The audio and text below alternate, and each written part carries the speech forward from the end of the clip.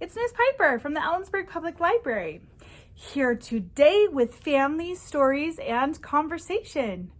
Today we will be reading together Miss Rumphius by Barbara Cooney. Barbara Cooney did the illustrations for another book that we read called Letting Swift River Go. It was written by Jane Yolen, but illustrated by Barbara Cooney. This one, however, Miss Rumphius, is both stories and pictures by Barbara Cooney. The Viking Press published the book. Let's go, friends. The Lupin Lady lives in a small house overlooking the sea. In between the rocks around her house grow blue and purple and rose-colored flowers. The Lupin Lady is little and old, but she has not always been that way. I know. She is my great aunt, and she told me so. Once upon a time, she was a little girl named Alice, who lived in a city by the sea. From the front stoop, she could see the wharves and the bristling masts of tall ships. Many years ago, her grandfather had come to America on a large sailing ship.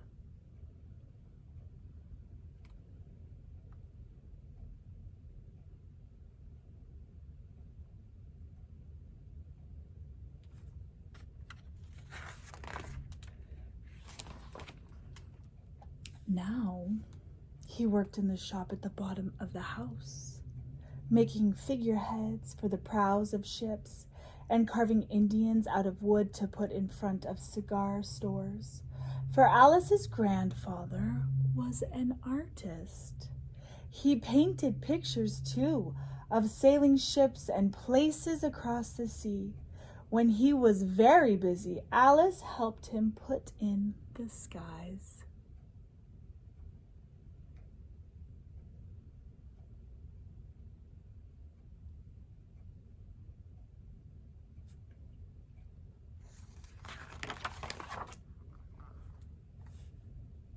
In the evening, Alice sat on her grandfather's knee and listened to his stories of faraway places. When he had finished, Alice would say, "When I grow up, I too will go to faraway places. And when I grow old, I too will live beside the sea." "That is all very well, little Alice," said her grandfather, "but there is a third thing you must do." "What is that?" asked Alice. "You must do something to make the world more beautiful," said her grandfather. "All right," said Alice, but she did not know what that could be. In the meantime, Alice got up and washed her face and ate porridge for breakfast. She went to school and came home and did her homework, and pretty soon she was grown up.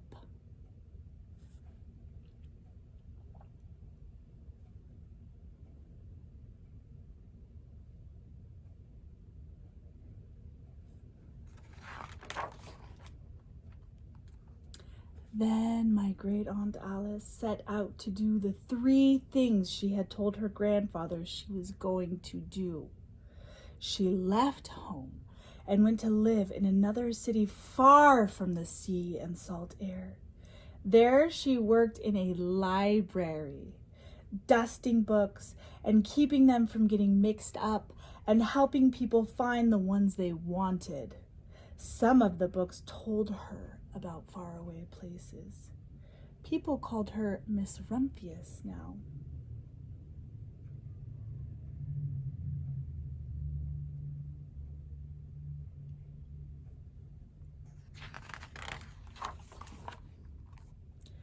Sometimes she went to the conservatory in the middle of the park.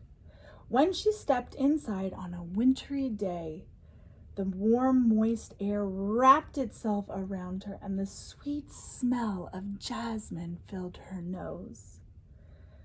"This is almost like a tropical isle," said Miss Rumphius, "but not quite.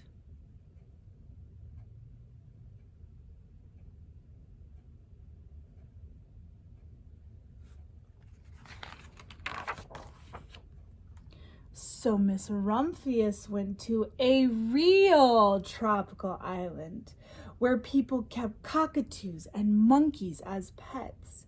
She walked on long beaches picking up beautiful shells. One day she met the Bapa Raja, the king of a fishing village. "You must be tired," he said. "Come into my house and rest." So Miss Rumphius went in and met the Bapa Raja's wife.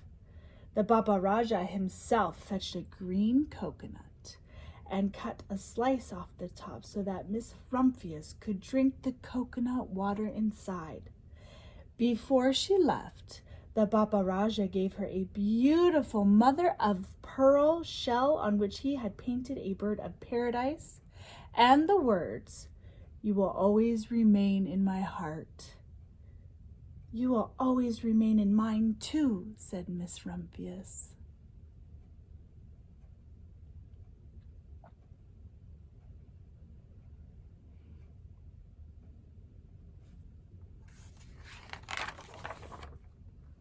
My great aunt, Miss Alice Rumphius, climbed tall mountains where the snow never melted. She went through jungles and across deserts. She saw lions playing and kangaroos jumping, and everywhere she made friends she would never forget. Finally, she came to the land of the lotus eaters, and there, getting off a camel, she hurt her back. "What a foolish thing to do," said Miss Rumphius. "Well, I have certainly seen faraway places. Maybe it is time to find my place by the sea." And it was, and she did.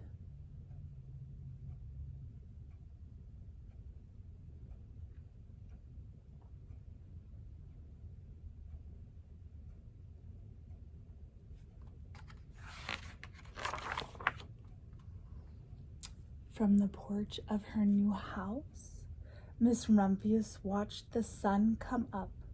She watched it cross the heavens and sparkle on the water, and she saw it set in glory in the evening. She started a little garden among the rocks that surrounded her house, and she planted a few flower seeds in the stony ground. Miss Rumphius was almost perfectly happy. "But there is still one more thing I have to do," she said. "I have to do something to make the world more beautiful." "But what?" "The world already is pretty nice," she thought, looking out over the ocean.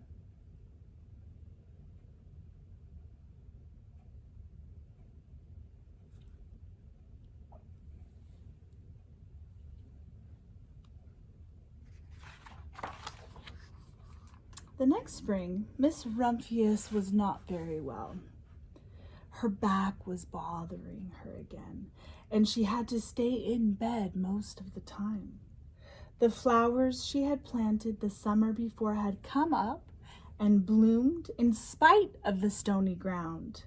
She could see them from her bedroom window, blue and purple and rose-colored. "Lupins," said Miss Rumphius with satisfaction. "I have always loved lupins the best. I wish I could plant more seeds this summer so that I could have still more flowers next year." But she was not able to.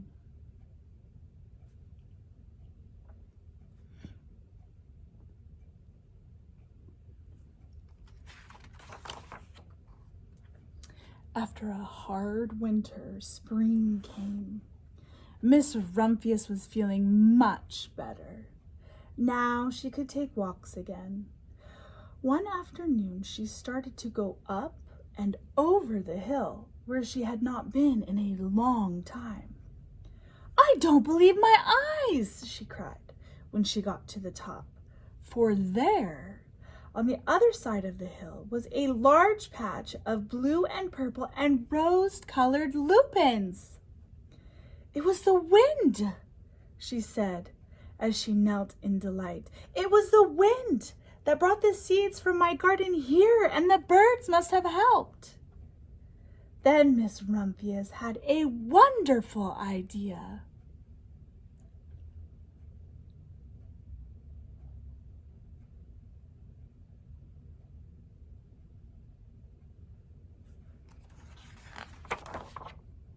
She hurried home and got out her seed catalogs. She sent off to the very best seed house for 5 bushels of lupin seed. All that summer, Miss Rumphius, her pockets full of seeds, wandered over fields and headlands sowing lupins. She scattered seeds along the highways and down the country lanes. She flung handfuls of them around the schoolhouse and the back of the church. She tossed them into hollows and along stone walls. Her back didn't hurt her anymore at all.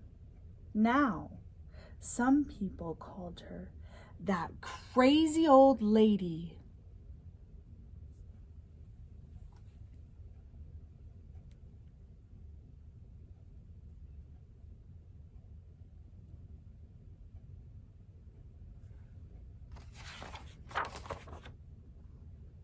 The next spring, there were lupins everywhere. Fields and hillsides were covered with blue and purple and rose-colored flowers. They bloomed along the highways and down the lanes. Bright patches lay around the schoolhouse and the back of the church. Down in the hollows and along the stone walls grew the beautiful flowers. Miss Rumphius had done the third, the most difficult thing of all.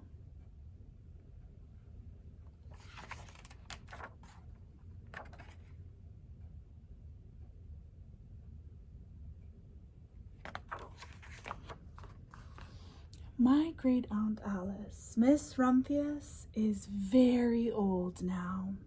Her hair is very white. Every year there are more and more lupins. Now they call her the Lupin Lady. Sometimes my friends stand with me outside her gate, curious to see the old lady who planted the fields of lupins. When she invites us in, they come slowly. They think she is the oldest woman in the world. Often she tells us stories of faraway places. When I grow up, I tell her, I too will go to faraway places and come home to live by the sea. That is all very well, little Alice, says my aunt, but there is a third thing you must do. What is that? I ask. You must do something to make the world more beautiful. All right, I say.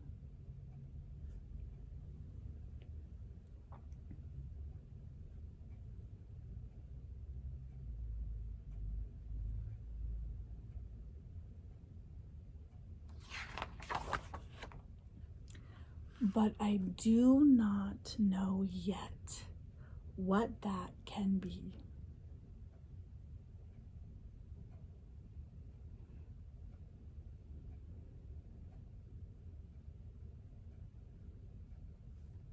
The end, my friends, to Miss Rumphius by Barbara Cooney. Book chat time! We read our story, Miss Rumphius by Barbara Cooney, and now it's time for our discussion. I have a few questions for you. Do you remember the 3 pieces of advice that Grandfather gave Alice? What were they? One of the pieces of advice was to visit faraway places.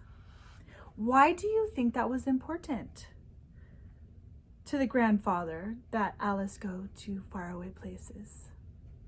and then return home. And then Alice, Miss Rumphius, or the Lupin lady, thought it was important enough to tell her great-grandniece. Why do you think that mattered to them? Question number 2. We see advice passing down and down and down. Is there advice that a relative has given you? If they haven't, could you ask? What is one piece of advice you would give me? Or you can think about, what is a piece of advice you would pass down to someone younger than you? Question number 3. What is something you could or something you would do to make the world more beautiful? It's a really great question. It's a really great goal. All right, my friends. Have a happy day, have a happy week, and I will see you next time. Bye.